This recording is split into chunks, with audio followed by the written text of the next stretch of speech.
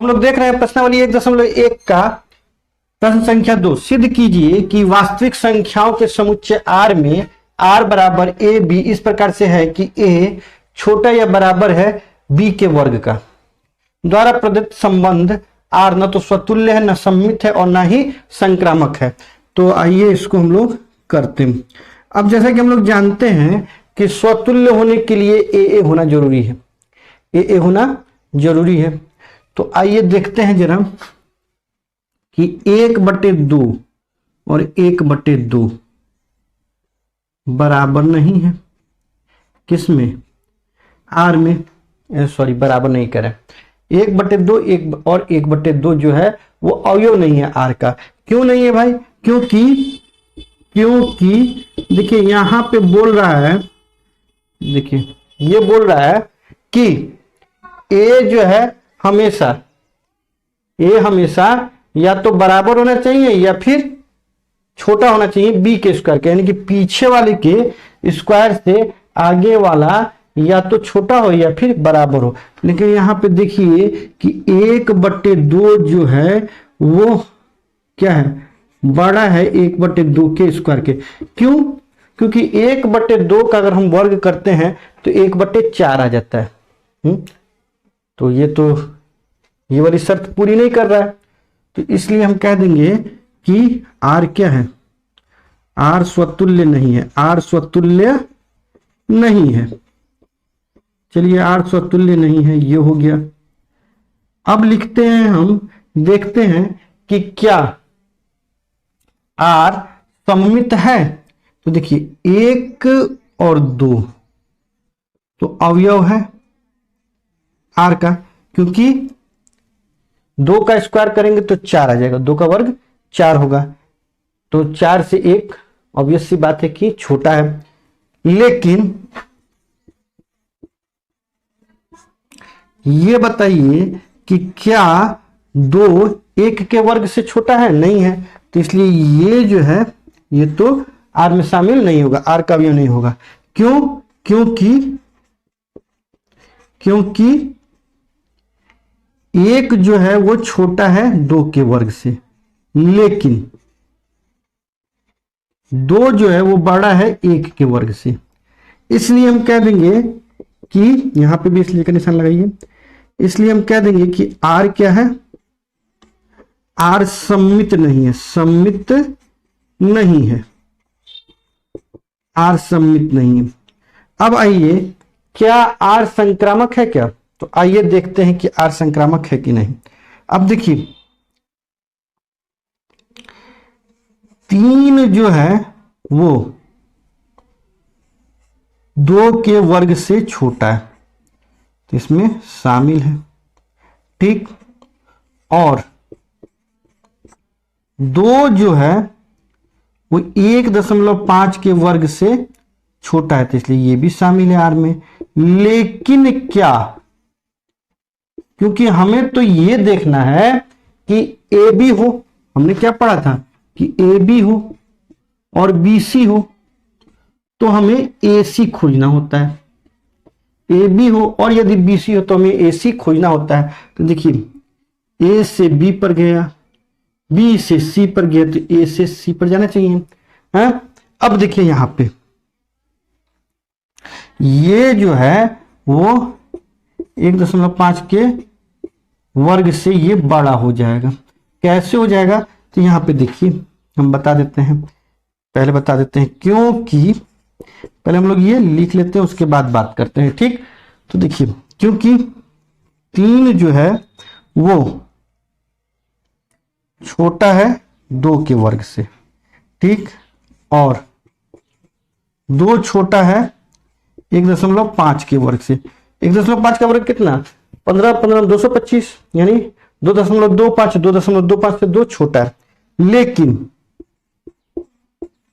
यहां पे जरा देखिए कि 3 तो बड़ा हो जाएगा ना 2.25 से, तो 1.5 के वर्ग से 3 जो है वो बड़ा हो जाएगा।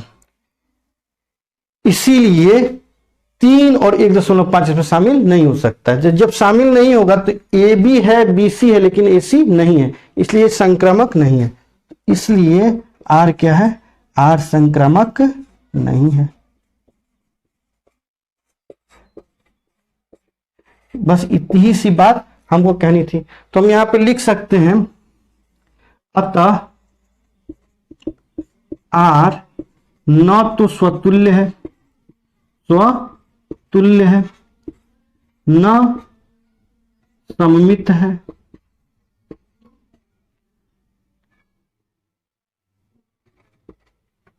और न ही संक्रामक है, संक्रामक है। ठीक, तो कितनी आसान सी बात है, ये बिल्कुल आपके समझने लायक बात है, समझने वाली बात है। आइए देखते हैं क्वेश्चन नंबर 3। तो ये है आपका क्वेश्चन नंबर 3, यानी क्वेश्चन नंबर 3। देखिए, जांच कीजिए कि क्या समुच्चय 1 2 3 4 5 6 में आर बराबर ए बी इस प्रकार से है कि बी बराबर है ए जोड़ 1 के द्वारा परिभाषित संबंध आर स्वतुल्य, सममित या संक्रामक है, इसको जांच करना है। तो आइए जांच करते हैं हम लोग। देखिए, पहले हम लोग आर बना लेते हैं, आर को हम लोग लिख लेते हैं, ठीक, रोस्टर फॉर्म में। तो देखिए, हम लोग क्या करेंगे कि ए बी लिखना है, यानी आगे जो चीज लिखेंगे पीछे, यानी कि बी जो होगा आगे वाले से 1 ज्यादा होगा, यानी 1 2 लिख देंगे। अगर 2 रहेगा यहाँ पे तो उसमें 1 जोड़ देंगे, 3 हो जाएगा। अगर 3 रहेगा तो 4 हो जाएगा। अगर 4 रहेगा तो 5 हो जाएगा।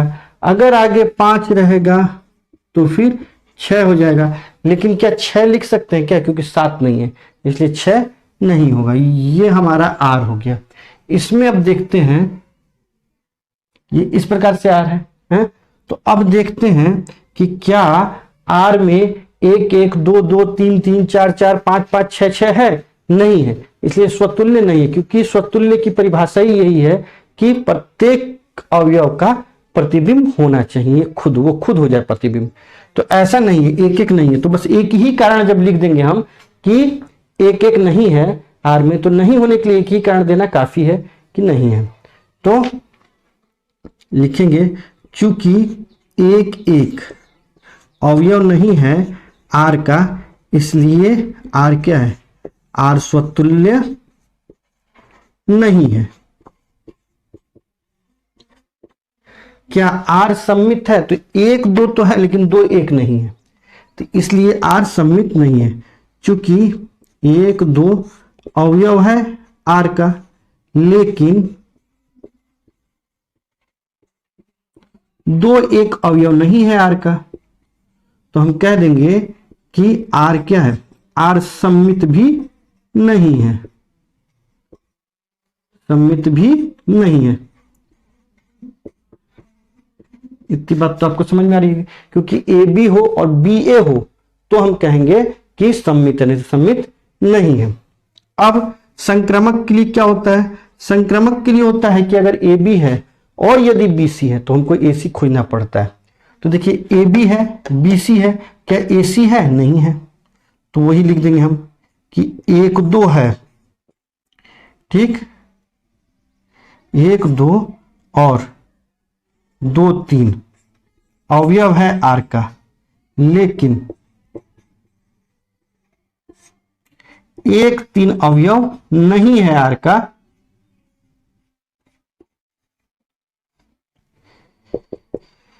इसलिए आर क्या है, आर संक्रामक नहीं है, संक्रामक नहीं है। कहने का मतलब क्या है, ये देखिए यहां पे कह रहे हैं हम ये कि देखिए, अगर ए बी हो और बी सी हो, अगर ए बी और बी सी जो है, ए बी हो और बी सी हो आर में, तो हमको ये भी देखना पड़ेगा कि क्या ए सी है। अगर ए सी है आर में तो इसका मतलब कि ये संक्रामक संबंध है, नहीं तो नहीं संक्रामक संबंध है। अब देखिए, ए से बी पर गया और बी से सी पर गया, ए से बी पर गया, बी से सी पर गया, तो ए से सी पर जाना है। यहाँ पे देखिए वैसा नहीं है, यहाँ पे देखिए ये 1 से 2 पर गया, 2 से 3 पर गया, तो क्या 1 से 3 पर गया? 1 से 3 पर तो नहीं गया, कहीं पर भी 1 से 3 पर नहीं गया है, कहीं पर भी 1 और 3 का मेल नहीं है इसमें आर में, तो हम क्या कर देंगे कि ये तो संक्रामक नहीं है। तो लिख देंगे अतः, ये सब तो हम नहीं लिखेंगे, इन सबको मिटा देते हैं, लिख देते हैं अतः आर न तो स्वतुल्य है, न सममित है, और ना ही संक्रामक है।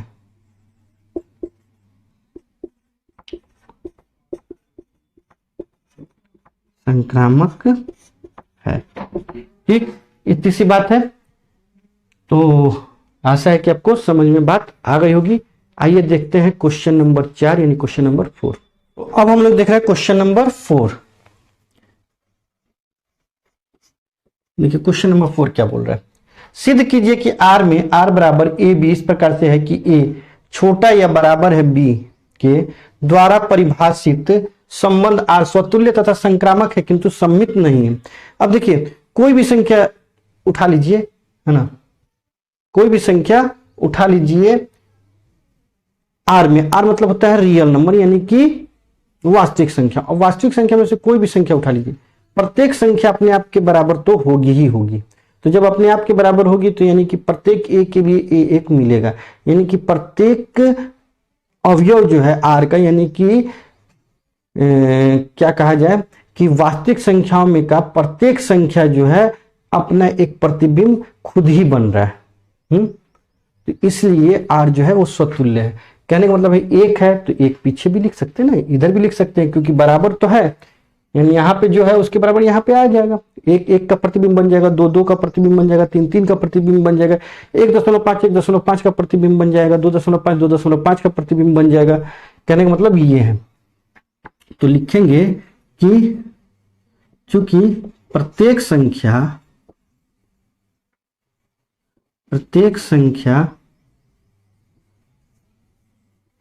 स्वयं के बराबर होती है,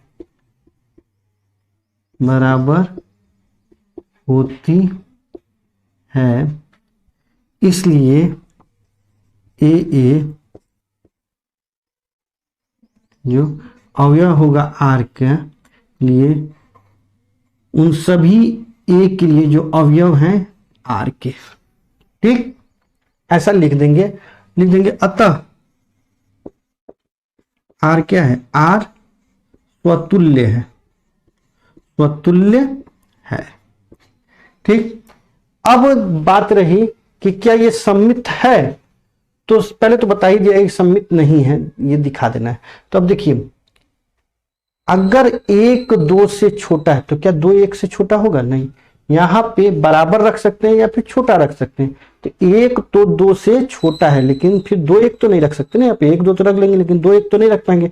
तो कोई एक ही कारण काफी होता है बताने के लिए कि नहीं है, नहीं होने के लिए एक कारण देना पड़ता है।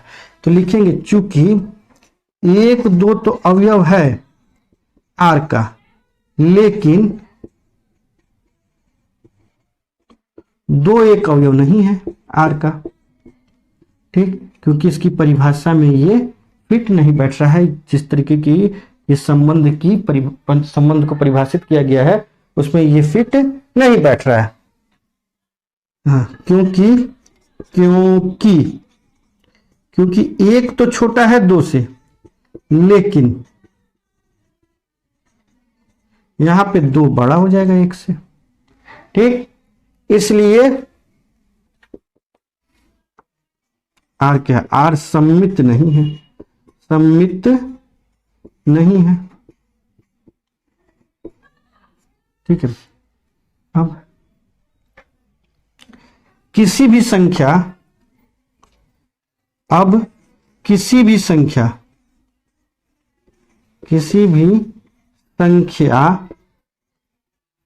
एक्स वाई और जेड के लिए, एक्स वाई और जेड जो अवयव हो रियल नंबर के, माने वास्तविक संख्याओं के लिए देखिए, यदि x बड़ा है y से और y सॉरी x छोटा है y से और y छोटा है z से, x y से छोटा है और y z से छोटा है, तो इसका मतलब यह है कि x भी z से छोटा होगा।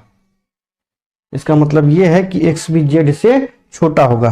तो कहने का मतलब यह है कि xy आ जाएगा और yz आ जाएगा अगर रिलेशन में यानी कि संबंध में, तो इसका मतलब यह है कि xz भी आ जाएगा संबंध में।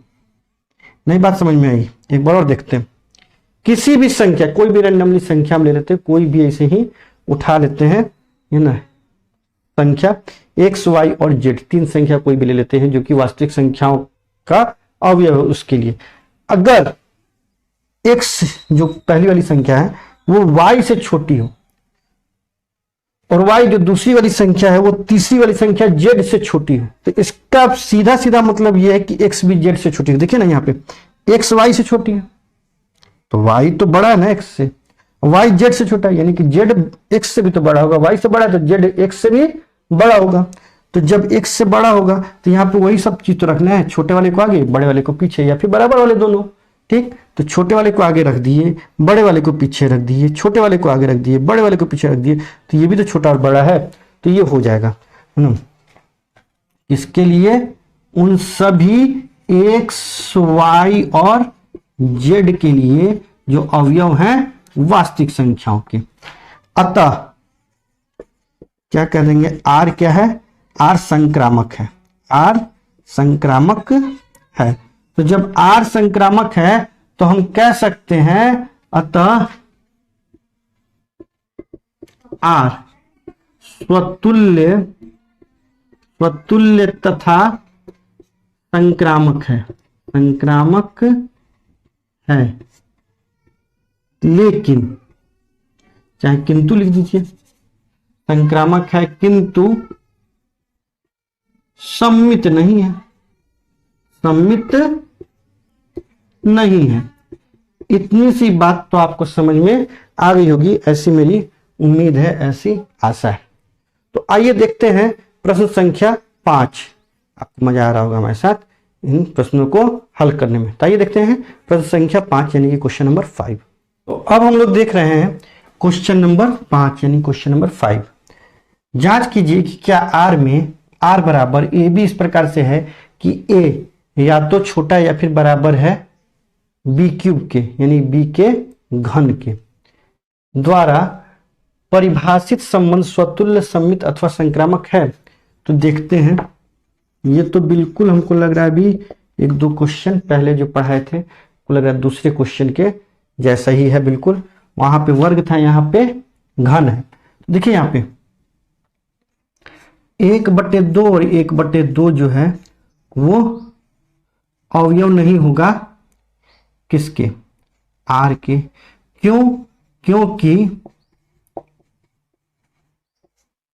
1/2 है जो है वो बड़ा हो जाएगा 1/2 के क्यूब के, बड़ा हो जाएगा। अब एक तो एक ही हो गया, ये 2 दूनी 4 दूनी 8 हो गया, तो 1/8 हो गया। 1/8 तो ऑब्वियस सी बात है कि 1/2 से छोटा ही होगा, तो ये गड़बड़ कर दिया है ना। इसलिए क्या है, r क्या है, स्वतुल्य नहीं है, r स्वतुल्य नहीं है। अच्छा, r स्वतुल्य नहीं है, तो क्या r सम्मित है? तो देखिए 1-2 तो अवयव है r के, लेकिन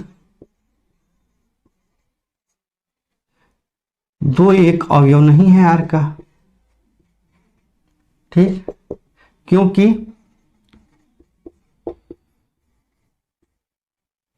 यहां पे दिखाना पड़े, देखिए 1 जो है 2 के घन यानी कि 2 दूनी 4 दूनी 8, 1 जो है 8 से तो छोटा है। लेकिन क्या 2 जो है 1 के घन, 1 एकम 1 एकम 1 से छोटा है? नहीं। तो एक जो है वो छोटा है 2 के घन से, लेकिन ये बताइए कि क्या 2 छोटा है? तो नहीं है बिल्कुल, इसलिए क्या हो जाएगा, इसलिए r जो है वो सममित नहीं है, r सममित नहीं है, r सममित नहीं है। अब बताइए क्या r संक्रामक है? उसके लिए देखते हैं। जैसे देखिए 3 जो है 3 और 3/2 अवयव है r के, 3 और 3/2 तो अवयव है r के। क्यों? क्योंकि देखिए 1.5 आ जाएगा ये ना, 3 3 होती है 27, 3 3 होती है 27, 2 दूनी 4 दूनी 8, तो 27/8। अगर इसका क्यूब करेंगे तो 27/8 होगा। जब 8 से हम भाग देंगे तो 8 से जब भाग देंगे 27 में तो 3.375 के लगभग आएगा। तो जब वैसा आएगा तो 3.375 से तो 3 छोटा है, तो हम कह रहे हैं कि 3 और 3/2 अवयव है r के। वैसे ही 3/2 और 6/5 अवयव है r के। क्यों? क्योंकि देखिए 3/2 यानी कि 3 3 9 3 27, 27/2, 2 दूनी 3/2 यानी 1.5, और 6/5 यानी 6 छंग 36 छंग 216, 5 पचे 25 पचे 125, 1 दशमलव जब 216 में हम भाग देंगे 125 से, तो 125 में 216 से भाग 125 से 216 में जब हम भाग देंगे एक बार में देखिए 125, ठीक, तो 6 में से 5 घट गया तो 1 बच गया, ठीक, और ये हो गया 11 में से 2 घट गया तो 9 बच गया, ठीक। अब देखिए दशमलव लगा देंगे तो 0, अब 7 बार मिलाएंगे, 7 पचे 35, 7 दूनी 14, 14 और 3 17, 7 एकम 7, 7 और 1 8, ये हो गया 5,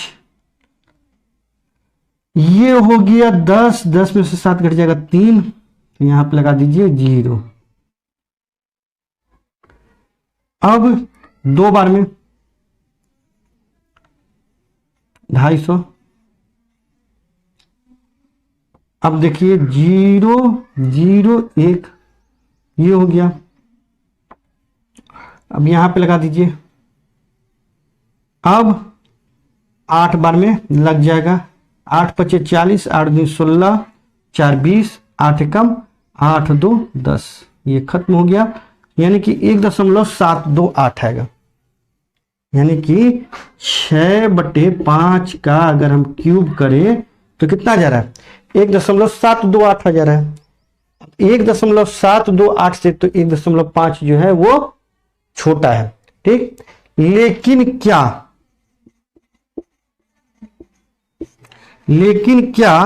3 जो है वो 6/5 के क्यूब से छोटा है? तो बिल्कुल नहीं है, इसलिए ये अवयव नहीं है r का, ये अवयव नहीं है r का। देखिए 3 जो है वो 3/2 के क्यूब से छोटा है। 3/2 का क्यूब कितना है? तो 3 3 9 3 27, 27 में जब हम 8 से भाग दे देते हैं तो 8 3 24, 3 आ गया, फिर 0, 8 3 24, फिर 6 आ गया तो 8 7 56, फिर 4 आ गया तो 8 5 40। इस तरीके से ये खत्म, 3.375। अब सारी बातें क्लियर हो चुकी हैं।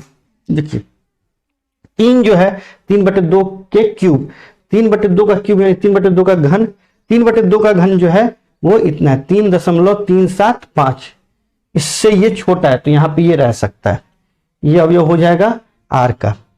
3/2 यानी कि 1.5, 1.5 जो है 6/5 के घन यानी कि 6/5 का घन कितना है 216/125। जब भाग दे रहे थे 1.728 आ रहा है, तो 1.5 जो है 1.728 से छोटा, इसलिए ये भी रह सकता है आर में। लेकिन क्या 3 जो है 1.728 से छोटा है? नहीं है, बड़ा है, इसलिए ये तो अवयव नहीं हो सकता है। क्योंकि संक्रामक होने की शर्त क्या है कि अगर ए बी है और यदि बी सी है तो ए सी भी हमको चाहिए। तो ए बी है, बी सी है, लेकिन ए सी नहीं है, इसलिए हम कह देंगे कि आर क्या है, आर संक्रामक नहीं है, आर संक्रामक नहीं है।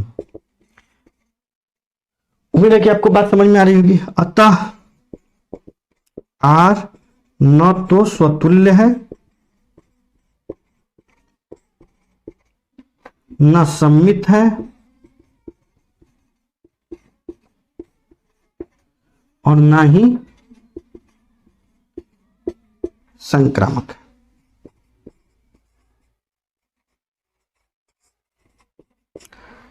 तो इतनी सी बात थी। आप कोशिश कीजिए कि पेन और कॉपी लेके हमारा ये वीडियो देखें, उससे आपको ज्यादा बातें समझ में आएंगी। आप वहां पे नोट कर सकते हैं वीडियो को रोक रोक के। तो आइए देखते हैं क्वेश्चन नंबर 6।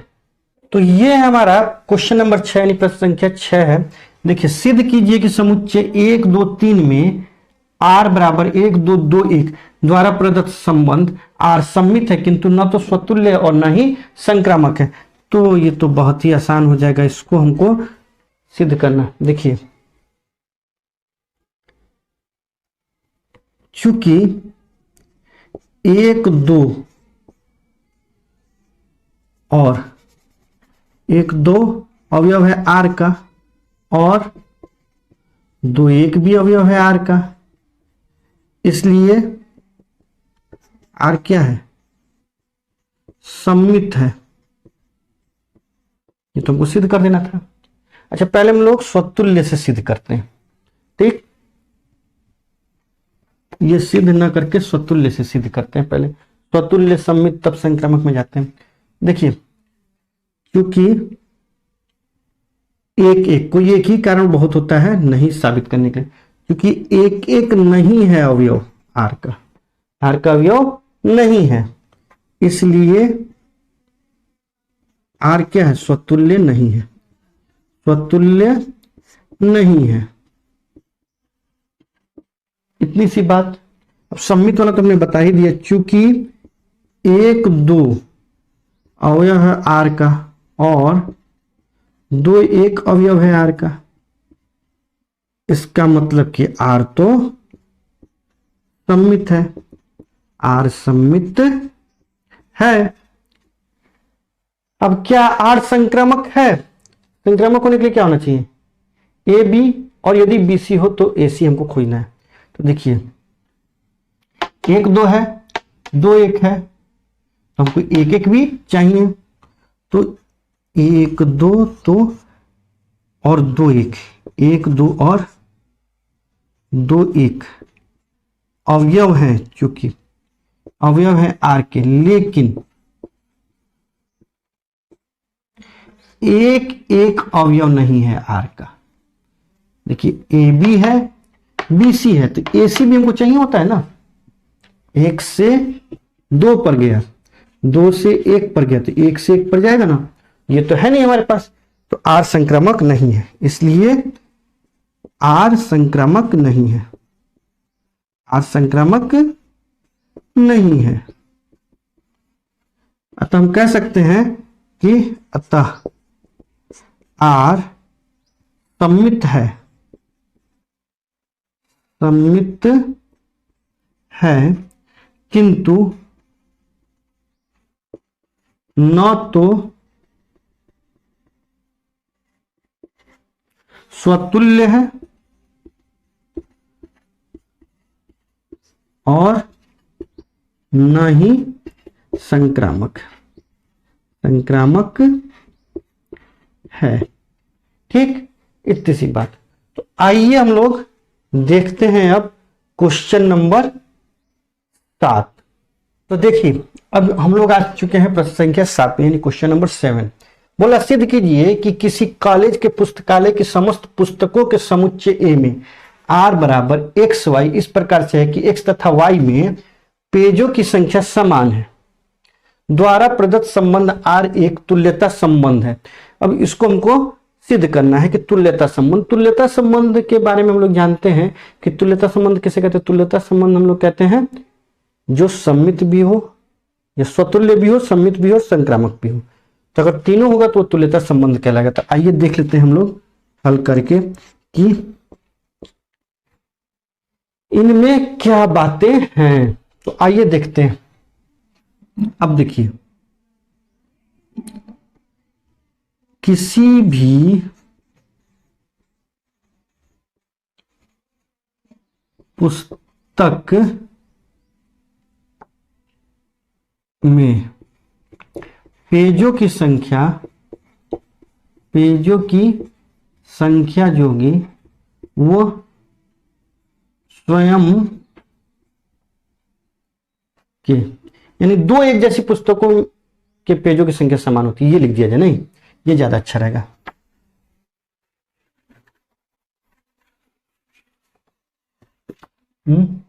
लिख देते हैं दो एक ही प्रकार की पुस्तकों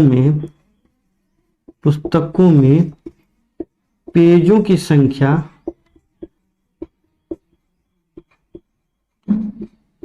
समान होती है,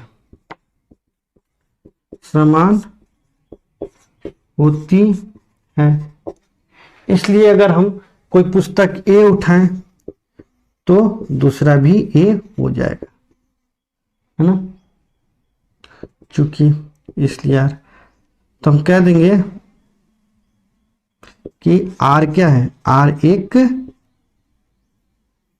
आर स्वतुल्य है। आर स्वतुल्य है। क्यों स्वतुल्य है यार? क्योंकि कोई भी एक पुस्तक उठाइए, मान लीजिए कि आप अपनी मैथ की बुक उठाइए हिंदी मीडियम वाली, फिर एक मैथ की बुक उठाइए, वो भी हिंदी मीडियम वाली ही होनी चाहिए, एनसीईआरटी की बुक ही होनी चाहिए जो भी आप पढ़ रहे हैं, उन दोनों को उठाइए तो दोनों में पृष्ठों की संख्या बराबर होगी ही होगी। तो दोनों को हम रख सकते हैं एक ही सेल्फ में। मतलब कि मान लीजिए कि ये खंदा है एक अलमारी का, इसमें हमको रखना है 315 पेज वाली किताब।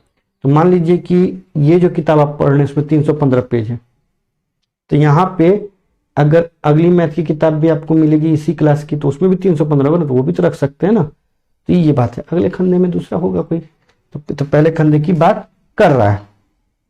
अब आइए देखते हैं क्या आर सम्मित है। तो देखिए, यदि पुस्तक ए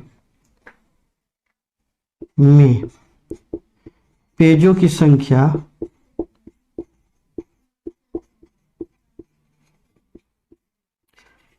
पुस्तक बी के पेजों की संख्या के बराबर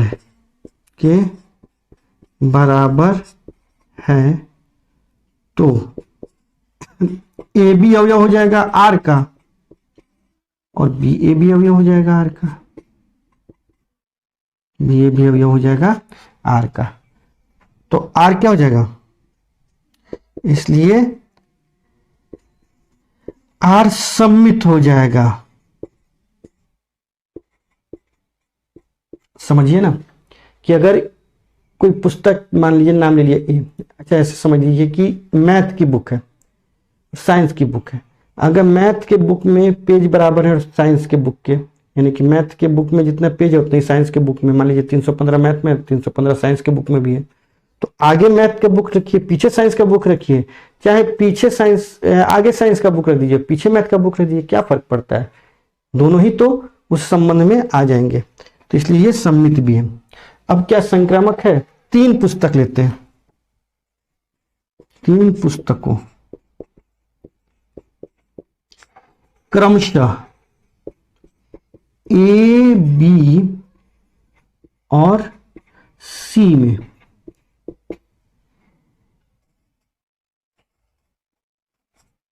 ए बी और BC अगर अवयव हैं R के, इसका मतलब है कि AC भी अवयव हो जाएगा R के। क्यों? क्योंकि A में और B में, लिख दीजिए, क्योंकि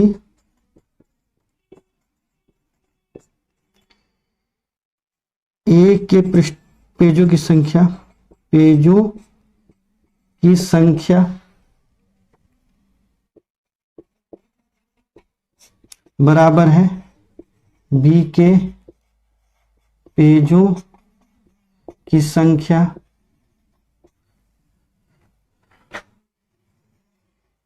ठीक, और B के पेजों की संख्या बराबर है C के पेजों की संख्या। तो इसका मतलब यह है कि A के पेजों की संख्या भी बराबर हो जाएगी C के पेजों की संख्या।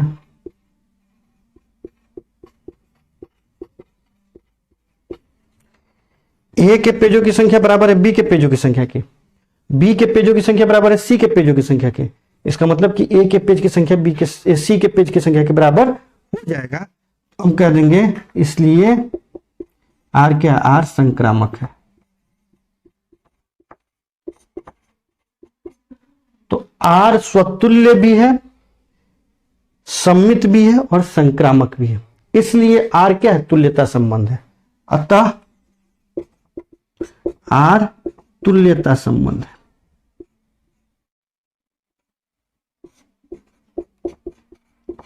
तुल्यता संबंध है। ठीक, तो उम्मीद है कि आपको समझ में बात आ गई है। अब आगे देखते हैं क्वेश्चन नंबर 8। तो ये है हमारा क्वेश्चन नंबर 8। आइए इसको भी हम लोग देख लेते हैं बहुत जल्दी से। सिद्ध कीजिए कि A बराबर 1 2 3 4 5 में R A B इस प्रकार से है कि A ऋण B यानी A घटाओ B के निरपेक्ष मान सम है। द्वारा प्रदत्त संबंध R एक तुल्यता संबंध है। प्रमाणित कीजिए कि 1 3 5 के सभी अवयव एक दूसरे से संबंधित हैं। समुच्चय 2 4 के सभी अवयव एक दूसरे से संबंधित हैं।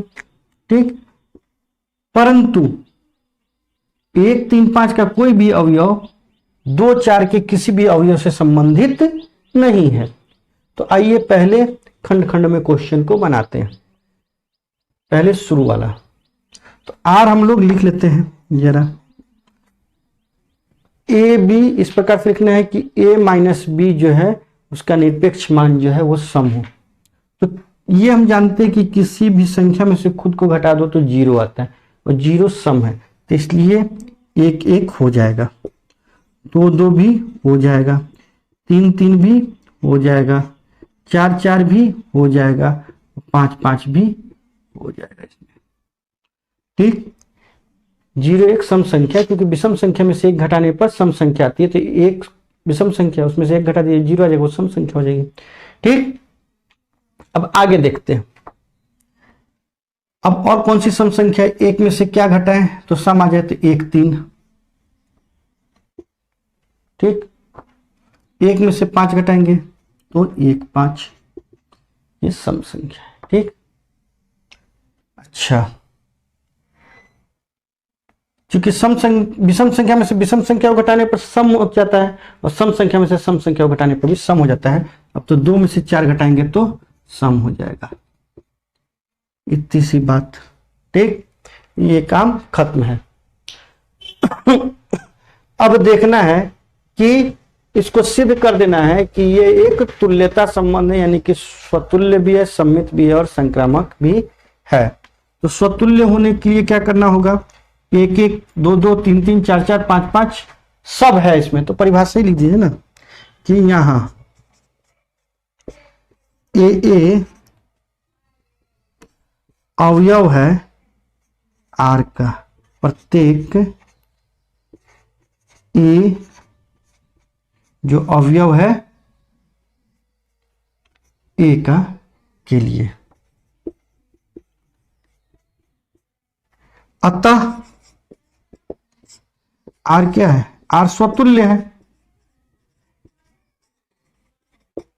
देखिए ना, ठीक, एक एक है, दो दो है, तीन तीन है, चार चार है, पांच पांच है, तब थोड़ी ना लिखेंगे। एक प्रतीक के रूप में ये लिख दिया हमने कि सभी ए के लिए ये मौजूद है।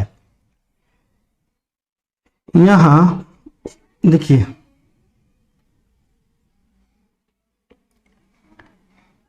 एक तीन है तो तीन एक भी तो होगा ही, ये भी तो लिख सकते हैं। एक तीन है तो पहले ऐसे लिख देते हैं, एक तीन है तो तीन एक भी है, एक पांच है तो पांच एक भी है, तीन पांच भी है, पांच तीन भी है। तब लिखिए दो चार और चार दो, दो चार और चार दो, ये भी हो जाएगा। ठीक, ये दोनों हो जाएगा, हो जाएगा ना। तो अब देखिए, चूंकि एक तीन है तो तीन एक भी है, एक पांच है तो पांच एक भी है, क्योंकि विषम संख्या में विषम संख्या को घटाएगा, निरपेक्ष मान दिया हुआ है ना, तो माइनस प्लस का तो यहाँ पे कोई औचित्य ही नहीं रह गया। वैसे तीन पांच है तो पांच तीन भी है, दो चार है तो चार दो भी है, तो प्रत्येक ए बी के लिए बी ए यहाँ पे मौजूद है। तो यहां ए बी और बी ए मौजूद है आर में, प्रत्येक मौजूद है आर में, बस। ठीक, जितने भी ए बी हैं इसके आर में, जितने भी ए बी आर में है उनके लिए ए बी है तो बी ए भी है, सभी ए बी जो आर के अवयव हैं उसके लिए। तो आर क्या है, आर जो है वो सममित है। अब यहां पे देखिए, ये जो एक एक दो दो तीन तीन चार चार पांच पांच ये सब होते हैं, ये तो होते ही होते हैं संक्रामक, ये तो हम जानते ही हैं। ठीक, यहां से हम लोग देखना शुरू करते हैं, एक तीन है और तीन एक है तो एक एक वहां पे है ही, ये काम खत्म। तो ये संक्रामक है। तीन एक है, एक पांच है, तो हमें क्या चाहिए, तीन पांच चाहिए, तीन पांच भी यहां पे है, तो ये भी संक्रामक के लिए है। एक पांच है, पांच एक है तो एक एक है वहां पे, तो ये बात खत्म हो गया। पांच एक है और एक तीन है, तो हमको चाहिए पांच तीन चाहिए, पांच तीन यहां पे, ये भी काम खत्म। तीन पांच है, पांच तीन है, तो तीन तीन चाहिए, तीन तीन वहां पे मौजूद है, तीन तीन यहां पे मौजूद है, ये भी खत्म है। दो चार है, चार दो है तो दो दो भी मौजूद है, यानी प्रत्येक ए बी और सी के लिए, ए बी अगर है और बी सी है तो ए सी भी मौजूद है।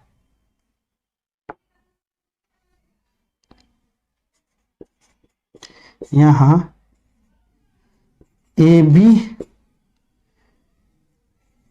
और बी सी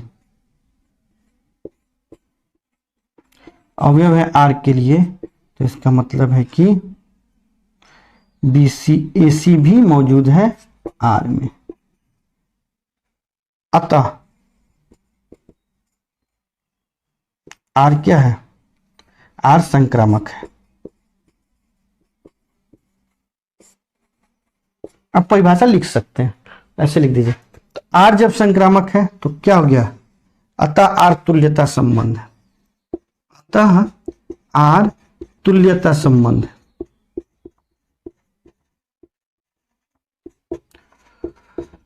बात यही खत्म नहीं होती है, अब दूसरे भाग में आते हैं। प्रमाणित कीजिए कि एक तीन पांच के सभी अवयव एक दूसरे से संबंधित हैं, तो लिखेंगे समुच्चय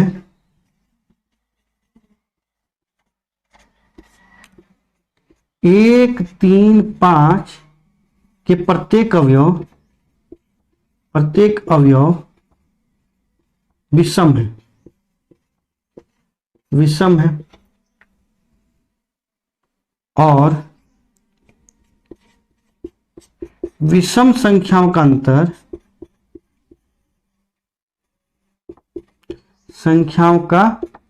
अंतर सम होता है। अतः 1, 3, 5 के प्रत्येक अवयव एक दूसरे से संबंधित हैं।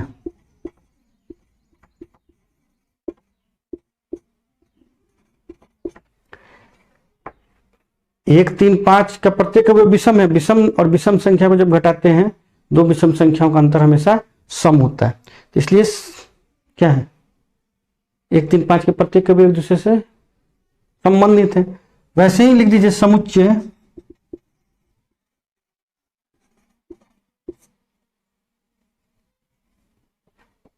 2, 4 के लिए, 2, 4 के प्रत्येक अवयव सम है और दो सम संख्याओं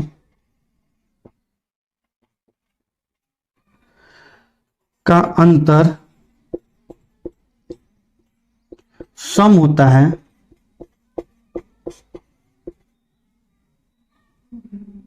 अतः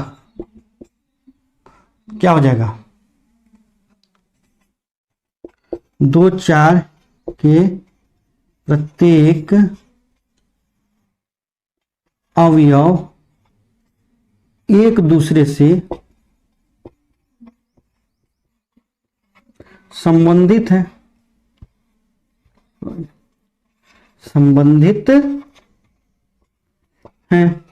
अब देखिए सम संख्याओं, दो सम संख्याओं का अंतर भी सम ही होता है। इसलिए 2, 4 के प्रत्येक अवयव एक दूसरे से संबंधित है, क्योंकि हमको सम ही तो लाना है।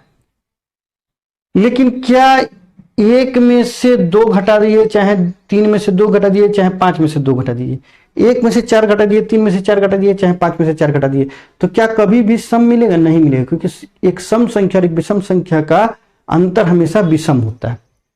तो इसलिए 1, 3, 5 का कोई भी अवयव 2, 4 से संबंधित नहीं है, ये आपको लिख देना होगा। अगर मैं लिखना चाहूं तो इसे मिटा के लिख सकते हैं हम। तो अगर आप नोट कर लिए हो तो हम इसे मिटा रहे हैं।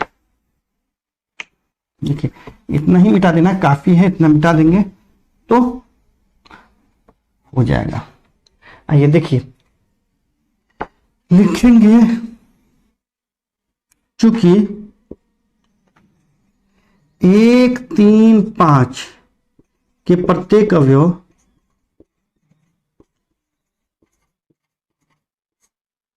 विषम है तथा 2, 4 के प्रत्येक अवयव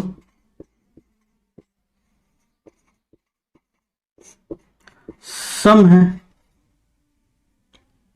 और एक विषम संख्या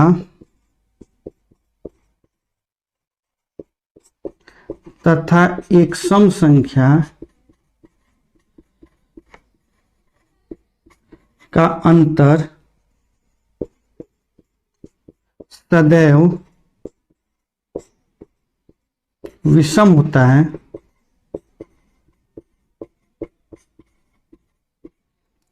इसलिए 1, 3, 5 का कोई भी अवयव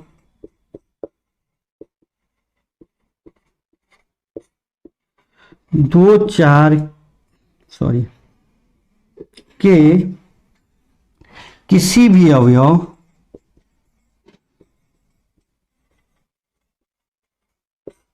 से संबंधित नहीं है, से संबंधित नहीं है, ऐसा हमको लिख देना होगा। तो ये क्वेश्चन नंबर 8 भी हमारा सॉल्व हो गया। तो बस आज कि इस सेशन में इतना ही, मिलते हैं अगले सेशन में।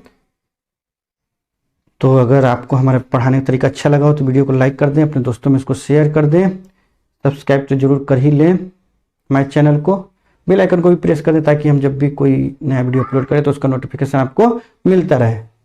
तो वीडियो पूरा देखने के लिए धन्यवाद। Thank you for watching. Goodbye. मिलते हैं अगले वीडियो में।